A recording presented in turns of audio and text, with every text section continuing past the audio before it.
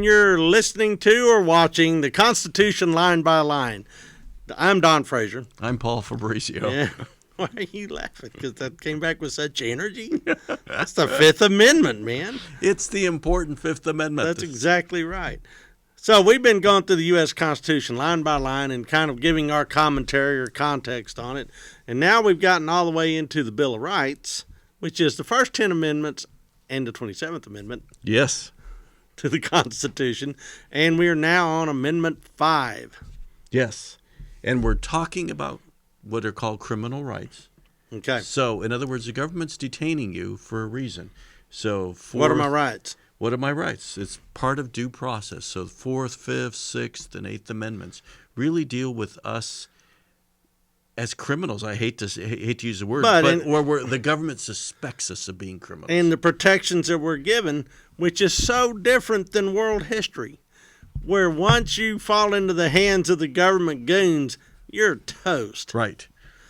But not here. Not here. There's a process. There is a process. And we're going to outline it. Now then, this one's complicated, so we're breaking it into 5 parts. Correct. So for the Fifth Amendment, you're going to have to suffer through 5 different videos. Okay. We ready?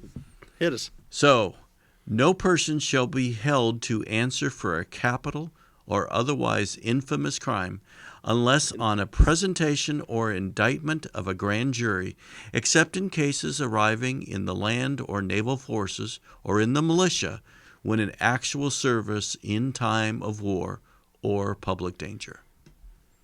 Okay? There's the militia again. There's the militia. Probably well regulated. Yes. At least that's the hope. That's the hope. That's the goal. You set aside the armed forces. Right. But if you're talking about just we civilians. Correct. Then there's got to be a grand jury involved. Right. That's basically what it is. It's pretty simple. What's a grand jury? Have you ever served on a grand jury? I've been called, but they will never impanel me. How come? I always keep getting bounced, man. Or all right, we only need numbers 1 through 70, and okay, but grand jury, not jury. Grand jury. Yeah, you're right. So on the grand jury, I usually get mathematically eliminated because they've called too many people. Okay. But I've never been called for a grand jury yet. Really? Yeah, and I'd love to serve on one. What you do is you sit there, you're impaneled. Yeah. That's what it's called. And it's just a group of citizens, and only the prosecution presents evidence. And what they do is they come in, so you got a detective, a prosecutor, they come in, and they present the evidence in a case. And you, as part of the grand jury, sits there and says, yeah, that seems sufficient enough to charge this person with a crime. This doesn't pass the sniff test. Go get him. Yeah. Or they can say, sorry. Yeah, we're not convinced that this guy's your guy. Yeah. So it's an opportunity for the That's government. a no bill, right? Yeah, that's a no bill. That's what it's called. So it's an opportunity for the government to present their case to ordinary citizens to see if there's enough to actually charge someone with a crime. To either indict them or Right. no bill them. Yeah, and here in Taylor County, Texas, where we live, it seems that every Thursday or every other Thursday, there is a new list of citizens or not citizens, people who've been indicted. Yeah. So the grand jury in Taylor County, Texas, has handed down these indictments. Okay? Where do you see this list?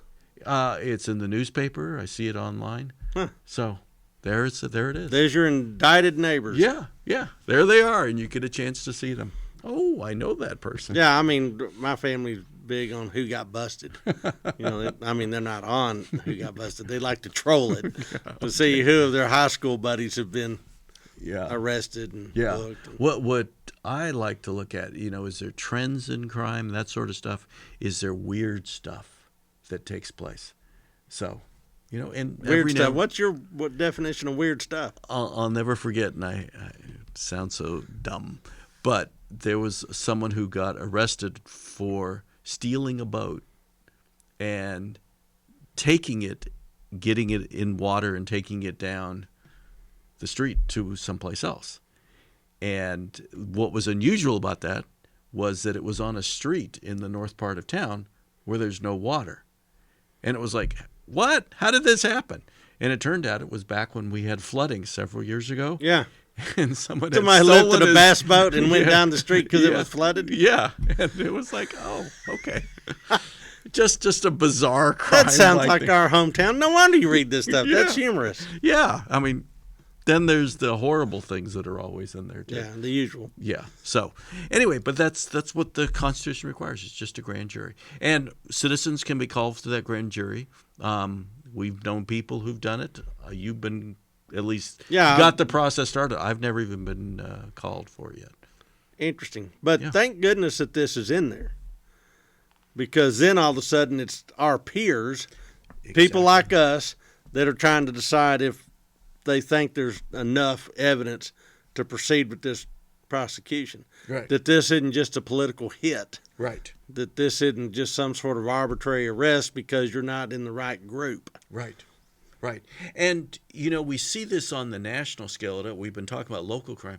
But, in this year, Robert Mueller, in his investigation of the 2016 presidential election, he had to present his evidence. He was a special prosecutor. He had to present his evidence to a grand jury. And that grand jury decided, in regards to the 2016 election, to only indict Russians. Yeah. Who had interfered with the election. The other evidence, as far as we can tell, either the prosecutors decided didn't meet a certain standard to even go before the grand jury, or the grand jury decided, sorry, there's no crime here. Yeah, just there's no here. Yeah. So this has an important role to play in how we operate. Yeah. It's a check on the power of the government by having these grand juries. It is a check on the power of the government. Yeah. Now, of course, any defense attorney out there would say, it's not a check at all, because notice it's only the prosecution that presents the evidence. Sure. But it's still... The people sitting there aren't stupid, one would assume. Exactly. And they don't want their time to be wasted. They don't want to waste the jury's time later on. Does it have to be unanimous? I don't know the answer to that.